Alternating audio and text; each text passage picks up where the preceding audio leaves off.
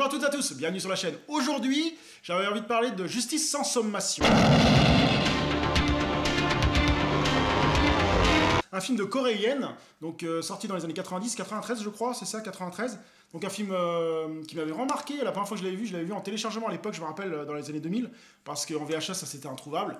Et puis après le problème c'est comme c'est des films en VOSTFR, ils sont très très compliqués à trouver en français, puisqu'ils n'existent pas, donc il n'y a pas de distribution en France. Et là, il était ressorti sur ce format-là, un format bien connu des possesseurs de cinéma asiatique. Et donc c'était un film qui m'avait vraiment marqué, on va lire un peu de quoi ça parle.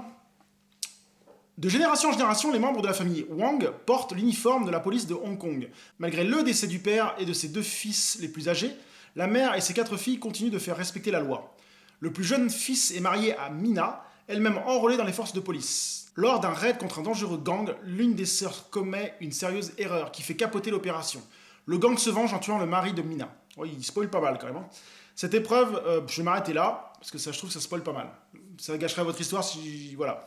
Donc Justice en sommation, c'est un film que j'ai trouvé très intéressant à revoir déjà, et même la première fois que j'avais vu, parce que c'est un très bon gunfight. Il y a beaucoup de gunfight très bien réalisé, très bien fait. Et c'est vraiment un film girl power, hein, dans la veine directement de Sens du devoir de Tiger Cage, qui sont des films qui sont des polars explosifs un peu pareils, qui valent vraiment le détour. Et ce film est vraiment bien foutu, hein. Les gunfights sont bien, il y a toute une histoire, ça tient la route, les acteurs jouent très bien.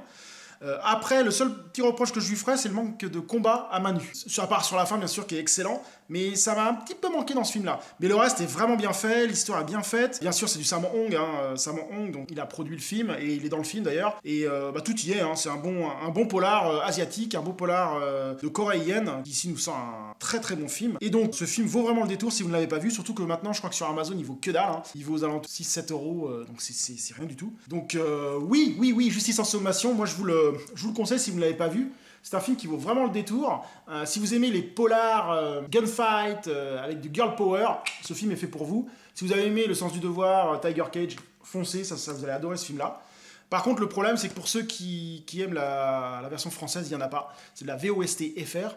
Mais bon, à un moment, quand on aime le cinéma asiatique, je pense qu'il faut passer le pas et regarder des films en VOST-FR, parce que premièrement, déjà, c'est beaucoup mieux au niveau de le jeu d'acteur. Et ensuite, il y a beaucoup de films qui n'ont jamais été traduits en français, et donc quelqu'un qui ne regarde pas à l'heure actuelle, j'ai des potes qui regardent pas du tout, qui adorent le cinéma asiatique, mais qui ne regardent pas les films en VOST-FR, et ben le problème c'est qu'ils passent à côté de perles, de petites perles qui valent le détour. Et ça c'est vraiment dommage. Donc j'espère que cette vidéo vous a plu, je vous dis à très bientôt sur la chaîne. Salut!